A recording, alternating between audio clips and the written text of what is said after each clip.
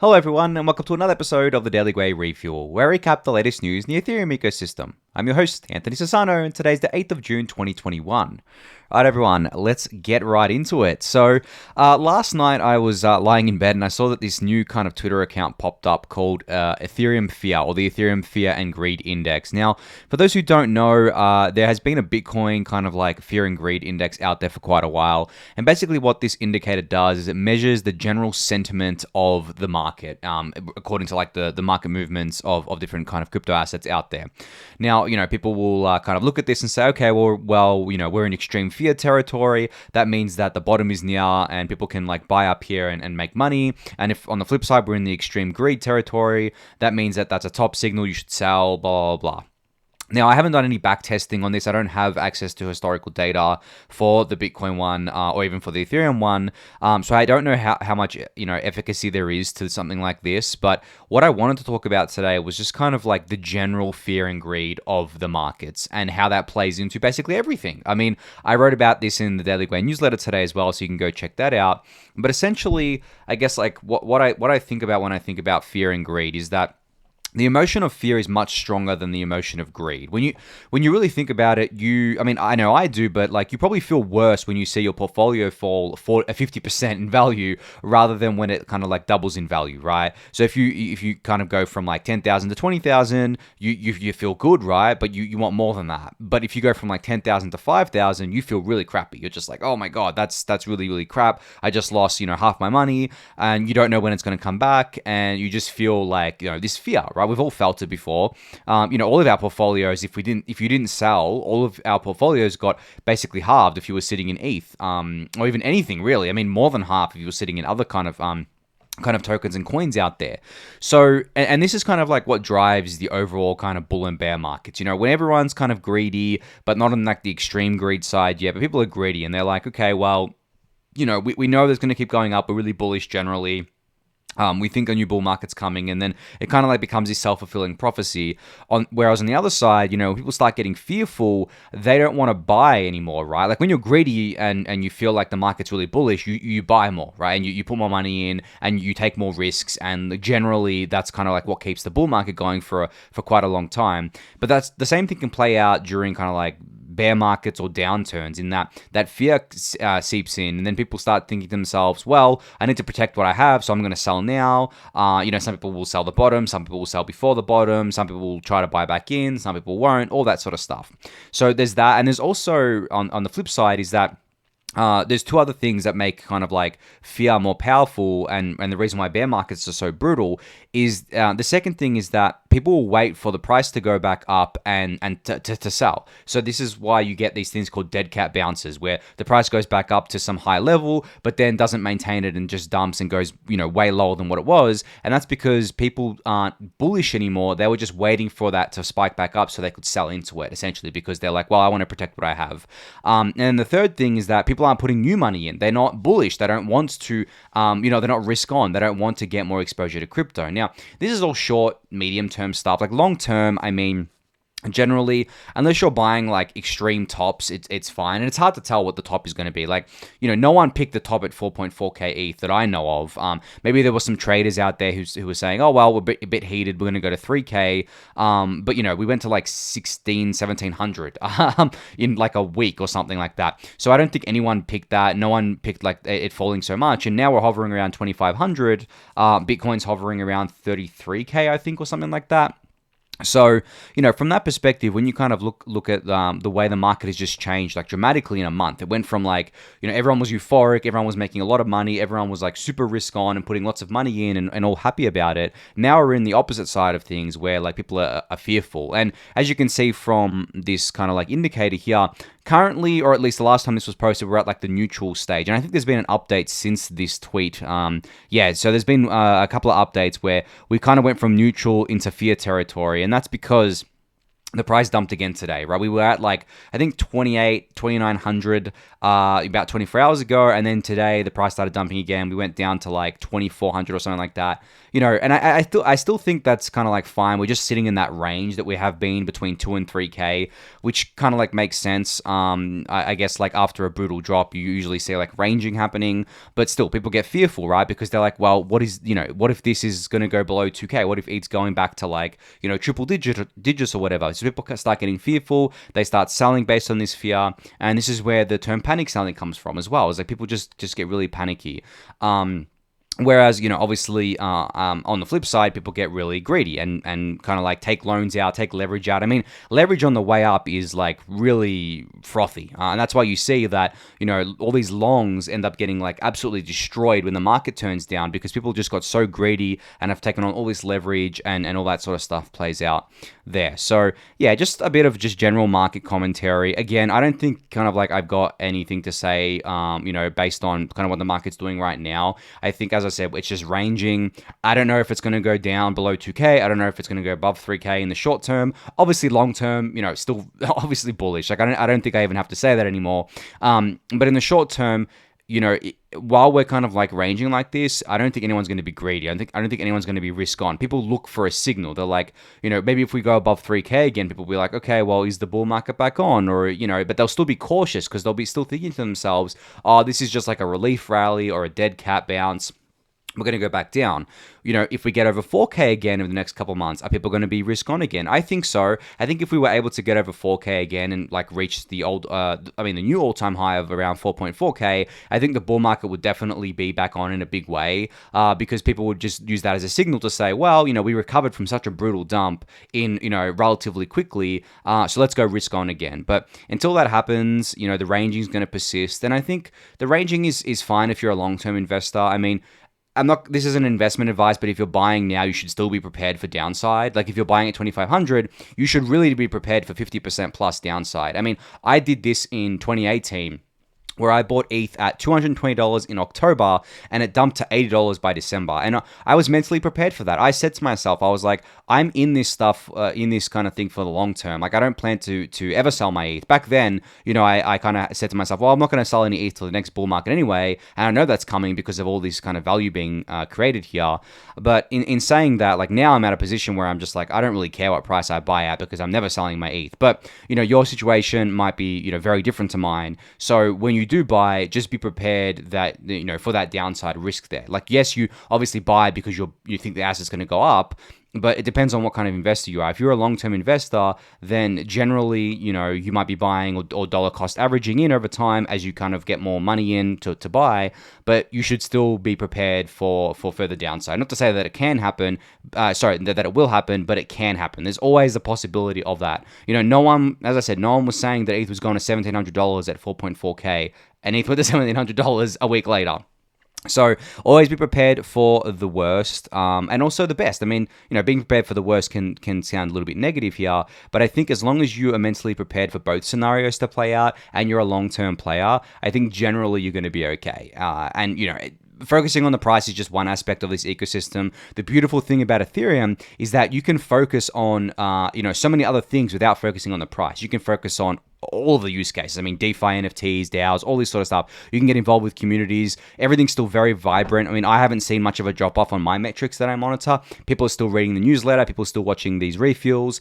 Generally, people are still active. And I think that's because they know that there's real fundamental value drivers here, especially within the Ethereum ecosystem. Now, if you talked about something else, like maybe the Bitcoin ecosystem, or like a lot of the other smaller ones, their communities are probably, fleeting because they were just here for the gains in the bull market. But I think Ethereum is at a point now, I mean, Bitcoin's at a pretty good point now where it has a very big group of true believers and true community members who actually want to hang around and, use all the kind of like cool stuff that's being built and help where they can. And really, these down markets are the best times to make a name for yourself. I mean, there's less noise out there, much less noise out there.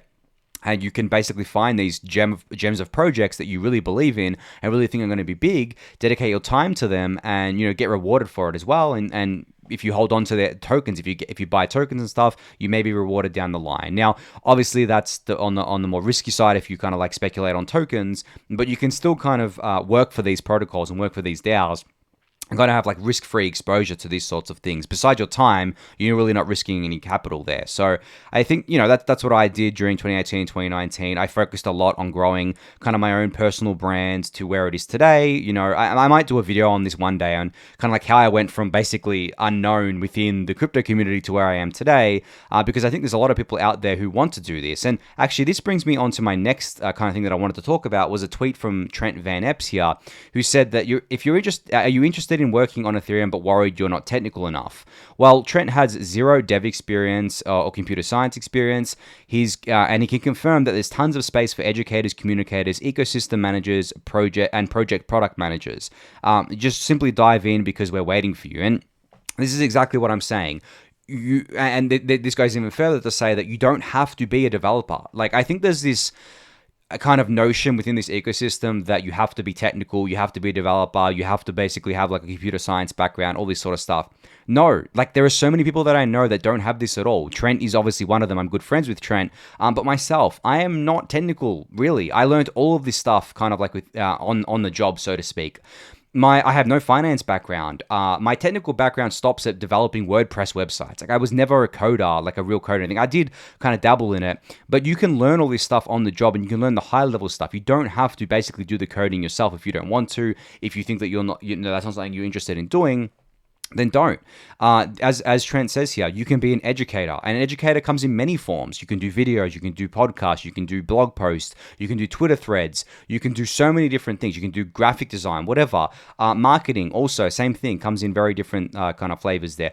Project and product management, community stuff, like there's so many things beyond, like business development. There's so many things beyond development in this ecosystem. And these people are actually probably more sought after than developers at this point for a lot of projects. And I have a lot of projects contacting me for marketing community people all the time. And unfortunately, there isn't actually very many good ones out there. So if you're someone who spends a lot of time in this ecosystem and you think that is something that you can do, I'm telling you right now, you don't need a background in marketing or community management or anything like that. If you have been active within some Discord channels, if you've kind of like been active within the community, if you have the knowledge of I guess like the crypto ecosystem and the Ethereum ecosystem, you are leagues ahead of anyone else. And you're leagues ahead of people from the Web 2 world as well. Because I think what a lot of people miss is that the requirement for, I think the core requirement for working in this space is that you basically understand the space. Because if you don't understand how crypto and the Ethereum ecosystem works, then you're probably not going to do as well as someone who does.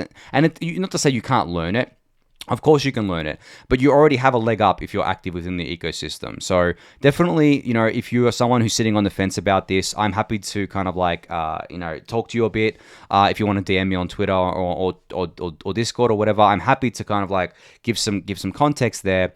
But generally, all it takes is to just go for it at the end of the day. There are plenty of projects out there that are happy to, either train people on the job, help you out wherever, or kind of like leave you to kind of like, do it as you kind of like feel is the right path forward here. So yeah, definitely have a think about that if you're thinking about working in this ecosystem. I can't think of anywhere else that I would ever rather work than in this ecosystem. There's just so much going on, so much fun stuff happening. Doesn't matter if the market is bullish or bearish. The fundamentals and kind of like the journey that Ethereum is on is still there's still a lot left to be explored there. So yeah, it'd be cool to see more and more people kind of coming into this ecosystem and jumping into non-developer roles here. So Alchemix today on Twitter announced that the ALCX farming rewards are back on for the ETH ALCX pair here. So if you were kind of like farming this kind of pair on SushiSwap, you actually have to migrate your liquidity from the Alchemix kind of dashboard and migrate your SLP tokens, your Sushi Liquidity Provider tokens, to SushiSwap here. So if you haven't done that yet, you be sure to do so. You also get Sushi rewards and you get double ALCX rewards as well right now. And they also teased that allETH or allETH or whatever you want to call it, is coming very soon. So this week. So sometime this week, I'm not sure when, maybe the weekend, maybe during the week, who knows. But that's what a lot of people have been waiting for. Like obviously, people who've used Alchemix knows that there's ALUSD, but ALETH is basically a way to use your kind of like ETH as collateral and then keep stacking ETH while doing so, which I think is really, really cool. And especially during a down market where if you want to stack ETH at these prices, this is probably like something that might interest you if you're into stacking ETH here. So definitely go check this out if you haven't yet, and migrate your liquidity if you haven't yet. So Samuel from Rari Capital today announced that Rari Capital have introduced something called a grant station. So Rari is interested in funding different kind of grants for different kind of projects out here, but they're most keen on privacy. So kind of like Tornado Cash for Rari users and decentralization user-built front ends for Fuse, which is their money market on Rari Capital here. So, and a bunch of other things like chatting, user analytics, artwork, foreign language mods, integrations, and so much more. So there's a kind of list here for grants for batch 1 that you can see here on this Notion doc. This will be linked in the YouTube description, of course, and there's a discussion going as well. All grants will be approved by the DAO, and of course, but yeah, I think this is really cool. Just another kind of like grants program coming out of a DeFi app. If you're interested in making some kind of like money, I think that they pay out in Rari tokens, and you're interested in kind of building things and just getting more involved, as I was saying before, you don't have to be like a developer or whatever. I mean, I know that they're saying here that they're keen on developer-focused things, but they still, they want other things like foreign language mods, like translations for their site, artwork, user analytics, integrations. None of this stuff really requires developing or coding or whatever like that. So definitely go check this out and check out the kind of batch, the grants batch here to see if this is something that you're interested in. There's a few things here. I'm just scrolling through it right now. I think this is really cool. And Rari Capital is definitely a legit project within the DeFi space. So definitely go check that out. So Ali on Twitter today put out an interesting tweet where they said, Rollup is the parachain killer. Now, for those who don't know, parachains are basically these things, this concept of like, I guess like app-specific chains or app-specific blockchains in the Polkadot ecosystem. So what they can do is essentially you can create your own blockchain using the parachain kind of framework, using Substrate, which is a development framework, and then you can connect this parachain into Polkadot to share Polkadot security. So their distributed proof of stake or delegated proof of stake system in Polkadot. Now, the reason why Ali is saying that rollups are the parachain killer is because with rollups, there is zero cost or rent to plug into Ethereum because they are naturally, I guess, already secured by Ethereum because you're just saving the rollup kind of like proof to Ethereum here or posting the proof to Ethereum here. Whereas on a parachain, they must raise a massive dot bond. So to actually bond themselves to Polkadot. So the Polkadot's relay chain, its main chain. You can think of the relay chain like the beacon chain for ETH2. But for parachains to bond into it, they have to basically put up a massive stake of DOT. And I don't know how massive this is, but it's definitely not cheap. I think it's millions of dollars. So they have to do that. And to do that, they do what's called, I guess, initial kind of like a token offering where they basically sell tokens for dots and then use that dot to bond into the Polkadot kind of like ecosystem here. I personally, I've known about this for a while since Polkadot was first put forward. I've always been bearish on this idea. I think that it's ridiculous. I think that it kills permissionless building on these kind of networks. And I think that it kills the neutrality of things. It just basically means that whoever has the most money is able to build, to kind of tap into the Polkadot security. And if you don't have money to essentially bond dots, well, then you can't tap in and you can't be part of the Polkadot ecosystem. You're essentially your own blockchain. And also, Ali says that there's zero governance risks with rollups. Whereas if you're an undesirable parachain, you can be evicted. So Polkadot has an on-chain governance system. So if they don't like your parachain, say you create a parachain for the darknet market and say, okay, well, we're going to do all these kind of transactions on here. We're going to let people buy drugs and other kind of contraband. If the Polkadot kind of governance system didn't like that, they could kick this parachain off the network. And, I probably think they would. And this is another thing that I have been kind of bearish on within Polkadot is the fact that this could happen because this can't happen for rollups. No matter what rollup you build, the Ethereum network cannot kick you off. They cannot bar you from posting proofs to the chain because of its censorship resistant properties and because it is not an on-chain governance system here. So that's why Ali says that there's zero governance risk. In saying that, I wouldn't say the governance risk is zero. I would say that it's near zero, but it's definitely not zero because technically, if the community wanted to within Ethereum, they could bar someone from doing something on Ethereum. Now, not to say that this would ever happen, but I'm just saying it's technically possible. So I wouldn't say there's zero governance kind of risk here. There is definitely a non-zero chance, even though it is incredibly small and basically impossible, basically zero, but it's not, zero. So if we're going for correctness, it's not like 100% zero. Yeah. And with rollups, you get immediate liquidity because you can bridge kind of in and out here. And you also get immediate finality for ZK rollups and with parachains, you get optimistic finality here. Now, what that means is that like with ZK rollups, you get the finality of the Ethereum chain where it basically says, yes, okay, this is final, this is secure, and the security is all handled by the Ethereum chain. Whereas with parachains, it's optimistic and fraud proofing is not even implemented yet. This isn't to bash Polkadot or anything like that, but I mean, I have been bearish on Polkadot for quite a while. I sold my dots a long time ago for ETH.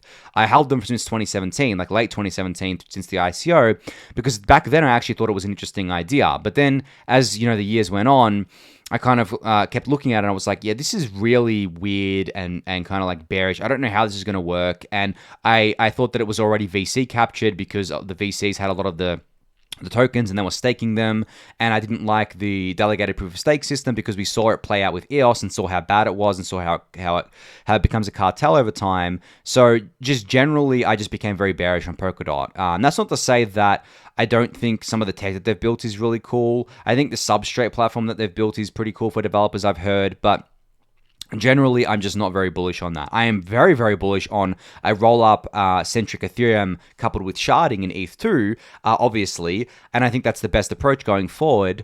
But yeah, I don't think that Polkadot's approach is very good, and I don't personally think Polkadot has a long-term future here. I think that they're competing in a sea of other Ethereum competitors, and they're definitely not at the top of my list for who I would say is winning. In terms of like, who's close to coming second to Ethereum. It's definitely not Polkadot. But anyway, I'm happy to be kind of like proven wrong here, and maybe you have a Polkadot bull thesis or whatever, but yeah, just I'm definitely more bullish on Ethereum and its roll-up centric roadmap. And speaking of roll-ups, there is, I guess when we talk about rollups and layer 2s in general, people are bearish on the fact that they can't communicate with each other, which I think is wrong because there are already protocols out there that allow users to communicate cross-chain and cross-L2, and one of those is called HotProtocol. So I've spoken about Connects a lot before, but not so much HotProtocol. So you can see here that litocoen, I think his name is here, I think that's how you say it, sorry, basically put together this thread on how HotProtocol works. So for those who don't know, HotProtocol is a layer 2 kind of bridge system where you can basically go from one layer 2 to the other. It also works cross-chain and things like that. And they aim to be able to do this very fast, like basically near instantly. So I showed the other day on the refuel that Polygon to Ethereum withdrawals using HotProtocol is 1 minute and 30 seconds instead of 3 hours, which is obviously a massive improvement here. And in this thread, litocoen goes on about kind of like why this is not a centralized solution, this is actually decentralized and how it all works. The TLDR is that essentially there are market makers that sit between the layer 2s and take on the, I guess, like withdrawal delay risk, and they take a small fee for this. But the way they can do this and the way that you can basically have instant liquidity on, instant kind of like asset transfers or near instant between layer 2s is that you get issued an IOU token, essentially, that the market maker takes the risk of on. So you basically, and they show it in this chart here, if you're Alice and you want to go from Ethereum to Optimism, you would send 4 ETH to the HOP protocol bridge. They would issue you 4 hour ETH or 4 HOP ETH, not 4 hour ETH. I was reading something else there. 4 HOP ETH, which basically represents a claim on the 4 ETH. You would take that 4 HOP ETH to the AMM where the market makers are providing this liquidity. You trade it for 4 ETH. The market maker gets the 4 HOP ETH, which is equivalent to 4 ETH. And then you get that 4 ETH on Optimism. Now, the reason why it's equivalent to ETH is because the market maker can use that for that kind of like for HOP ETH to claim the ETH once it's been kind of like processed, and because there's obviously a delay on it going through like withdrawal delays and things like that, and whether that be cross chain or cross L2. So go read this whole thread. It'll be linked in the YouTube description. But I thought this is really cool because I do truly believe that if we are going to be in a multi-chain ecosystem. I don't think it's going to be particularly multi-chain. I think it's going to be multi-L2. Then bridges between the L2s is going to be critical. So HotProtocol and Connect's other projects to keep an eye on here for now. There are other projects out there, I think, maybe in stealth. Maybe I'm missing one that I'm not thinking about right now. I think ThoughtChain is also tackling this, but I haven't looked too much into that. And I think they're more tackling like cross-chain rather than cross-L2, whereas I think HotProtocol is definitely focusing on cross-L2 here. So yeah, anyway, I'll link this in the description. You can go check out the full thread. Speaking of L2s, Arbitrum had another massive announcement today that they have partnered with the graph to offer developers the subgraphs so they can collect and access data on the Arbitrum 1 network, just like they can on Ethereum. This is absolutely massive. I mean, I've talked about the graph before and what service they provide to Ethereum. Basically, all of the data that you see on, front ends of your favorite DeFi apps is mostly powered by the graph. So like all those APY numbers, all that kind of like additional context you have on different DeFi dashboards, things like Zapper, pretty much powered by the graph. So obviously we need that at layer 2, and that's why Arbitrum has powered with the graph here. So I thought this was really, really cool, and just another kind of like team that Arbitrum has kind of partnered with, and we're not far away now, I think, from mainnet Arbitrum for public users. Obviously it's on mainnet for developers, but I'm really, really excited. In the next couple of weeks, hopefully we see something there. But anyway, I'm going to leave it at that for now. Moving on to the next update. So the Ethereum name service team has announced that they have donated 180 ETH to Gitcoin grants, which I think is worth, doing the head math right now, $500,000 or something like that right now. And this is because the ENS is a non-profit public good. They got its start with Gitcoin grants, and now that they're better funded, they want to give back. And I think this is really cool. I mean, this is a massive amount of ETH being donated here. And with the Gitcoin grants matching round coming up on June 16th, I believe, the next Gitcoin grants matching round, it's going to mean that there's a lot of funds up for matching here. So I thought that was really cool. If you want to kind of read more about this, I've got a whole blog post here that kind of goes through the rationale, how they came to this decision, what they hope to achieve with it, and things like that. It's a short blog post, so I'll link it in the YouTube description and you can go check it out.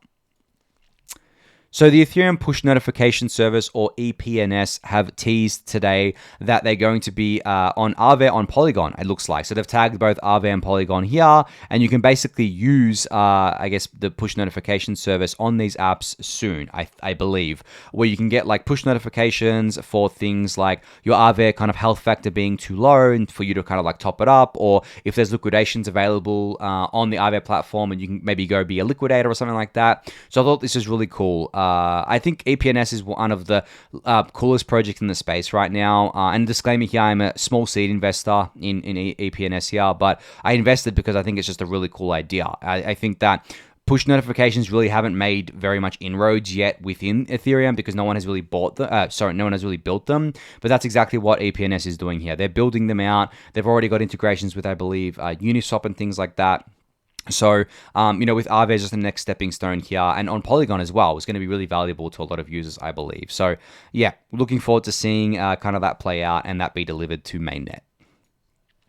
All right, finally here, I wanted to give a quick shout out to this video that Pooja shared on Twitter, which is basically a video of Danny Ryan and Vitalik Buterin going through the details of the first Beacon Chain upgrade, so named Altair. Now, you may know Altair from my refuels. I've been talking about this, and from my newsletter where I basically mentioned it is the first major ETH2 network upgrade going live mid-year-ish, so July-ish, I believe, or August-ish. And if you want to know in depth about what's coming to the upgrade, you can go check out this video. So I won't go through it all the kind of like all the kind of things happening, all the features happening. This video will give you a complete breakdown. So I'll link this in the YouTube description and you can go check it out for yourself. And I believe that is it for today, everyone. So thank you again for listening and watching. Be sure to subscribe to the channel if you haven't yet. Give that video a thumbs up, subscribe to the newsletter, join the Discord channel, and I'll catch you all tomorrow. Thanks, everyone.